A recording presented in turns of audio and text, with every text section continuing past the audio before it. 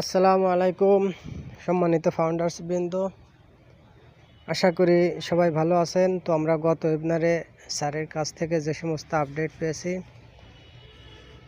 আমরা বিভিন্ন ওয়েবিনারেও এর বিশ্লেষণ অনেকভাবে আমরা এই জিনিসটা বোঝার চেষ্টা করেছি। তো আমরা এই সিদ্ধান্তেই এখন বর্তমান আছি যে অনপ্যাসিভ কোম্পানি তাড়াতাড়ি আসতেছে, আমাদের সাফল্য আসতেছে।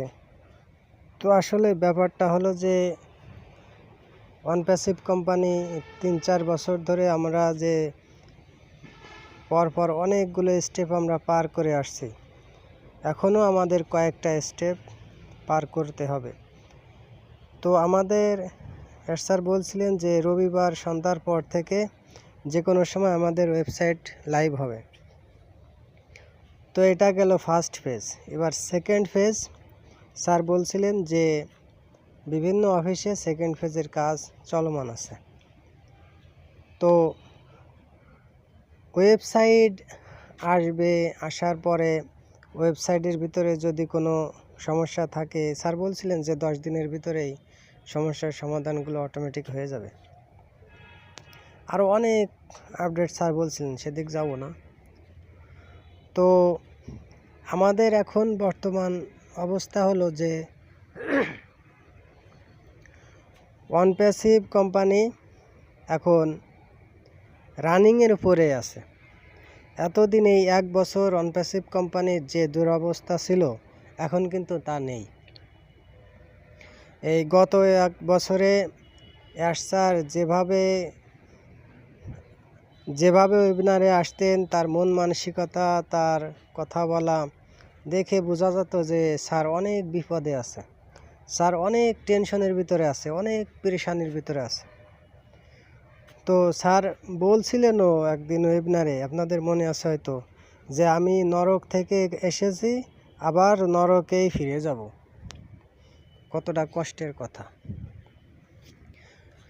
আমাদের ডেটাগুলো আমাদের কাছ থেকে হাতছাড়া হয়ে গেছিল। আমাদের কর্মচারীরা, এমপ্লয়াররা, তারা আন্দোলন করতেছিল।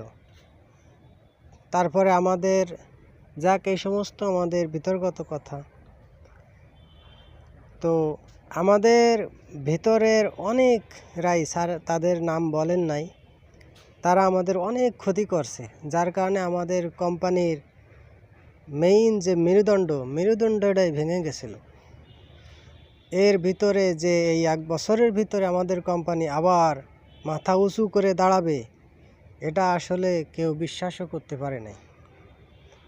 যারা এর ভিতরগত অনেক কিছু জানে, তারা হতাশায় নিমজ্জিত ছিল যে কি হবে, হায় হায়।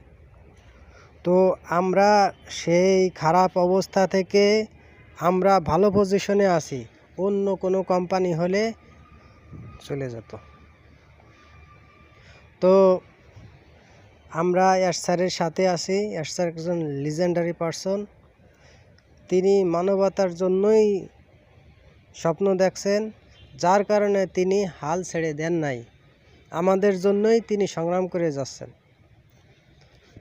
$35,000 কোটি তার এই পর্যন্ত খরচ হয়ে গেছে। তো এই কথাটা কেন বললাম, যে আমরা শুধু ওই জিনিসটা ফোকাসের অপেক্ষায় আছে, কিন্তু কোম্পানির ভিতরে যে কত হার্ড ওয়ার্কিং চলতেছে, কত কঠিন সময় পার করতেছে, এটা আমরা খোঁজ নিই না। তো এখন আমাদের পিছনের দিকে, স্যারে বলছিলেন আর পিছনের দিকে ফিরে তাকাবো না, গত ওয়েবিনারে বলছিলেন। তো আমি ব্যাক টু পয়েন্ট। তো আমাদের অনপ্যাসিভ কোম্পানির ওয়েবসাইটগুলো আসবে, ওয়েবসাইটগুলো চেকিং হবে, ওয়েবসাইটের ভিতরে সমস্ত ডেটা ঠিক আছে কিনা। তারপর আমাদের যে সমস্ত প্রোডাক্ট ছিল, ও নেট, ও কানেক্ট, ও ট্রিম, ও মেইল, ও ট্র্যাকার, এই সমস্ত প্রোডাক্ট যেগুলো ছিল সেগুলো তো থাকবে, এছাড়া অন্য অন্য প্রোডাক্ট নিশ্চয় আসবে। তো আমরা শুধু একটা প্রোডাক্টে সাবস্ক্রিপশন দিচ্ছি, সেটা হলো ও কানেক্ট, আর অন্য অন্য প্রোডাক্টে আমরা সাবস্ক্রিপশন ফি দিই নাই। তো ও কানেক্টেরই অনেকে সাবস্ক্রিপশন ফি দিতে পারি নাই। তো আমাদের পেমেন্ট প্রসেসর এরপরে যোগ হবে, আমাদের ও ভেরিফাই হচ্ছে আমাদের মেইন। আমাদের ও ভেরিফাইয়ের পরে আমাদের কেওয়াইসি করার পরে আমাদের উইথড্রল তারপরে বোনাস এই সমস্ত চিন্তা। তো কোম্পানি ওয়েবসাইট আসুক, আসার পরে এরপর ভেরিফাই হতে কিছুটা সময় লাগবে। 1.4 মিলিয়ন তো 1 মাসই লাগবে কেওয়াইসি করতে, মিনিমাম 15 দিন তো লাগবেই। তো এরপরে আমাদের আরও যে সমস্ত কার্যক্রম আছে, এই পেমেন্ট প্রসেসর রেডি হবে। পেমেন্ট প্রসেসর কি আমাদের নিজস্ব হবে না অন্য কোনো সেকেন্ড হ্যান্ড হবে, এগুলো আমরা এখনও জানি না। তাই এই সমস্ত কিছু ঠিক হইতে হইতে কি মনে হয় কত সময় লাগতে পারে? এই জন্য বলি যে আমরা যেহেতু 3 বছর অপেক্ষা করছি, আমরা আরও আমাদের ধৈর্য ধরবো আমরা শক্তভাবে, যে আরও 3 মাস যাতে এই ধৈর্যটা আমরা বজায় রাখতে পারি। তো আপনাদের সামনে এই কথাটাই বললাম যে আমরা আসলে ওয়ান প্যাসিভে কেন আছি, এই ওয়ান প্যাসিভে আমরা কেন পড়ে আছি। আমরা বেশিরভাগই এখানে সমসাময়িক মিডল ক্লাস। তো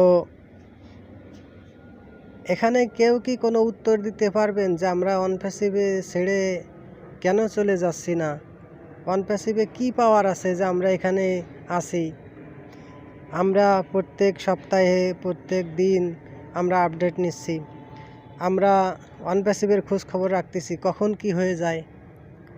একটাই কারণ, সেটা হচ্ছে আমরা মিডল ক্লাস। আমাদের অন্য কিছু করার সামর্থ্য আমাদের আছে, কিন্তু আমরা এখানে যে স্বপ্ন দেখছি, আমরা এখানে এর বাস্তবায়ন এটা আশা করি ইনশাল্লাহ হবে। তো আমরা এই জন্যই আছি। তো সবাই ধৈর্য ধরেন। আমরা যে পয়েন্টে বর্তমান আছি, যে অবস্থানে আছি, আমরা ওয়েবসাইট পাবো, ওয়েবসাইটের পরে আমাদের প্রোডাক্টগুলো আসবে, আমাদের ও ভেরিফাই আসবে, সাবস্ক্রিপশন দিতে পারবো, আবার আমাদের পেমেন্ট প্রসেসর রেডি হবে, তারপরে আমাদের বিভিন্ন ধরনের কার্যক্রম শুরু হবে। আর আমাদের ওয়েবসাইট আসার পরই ধামাকা দেখবেন।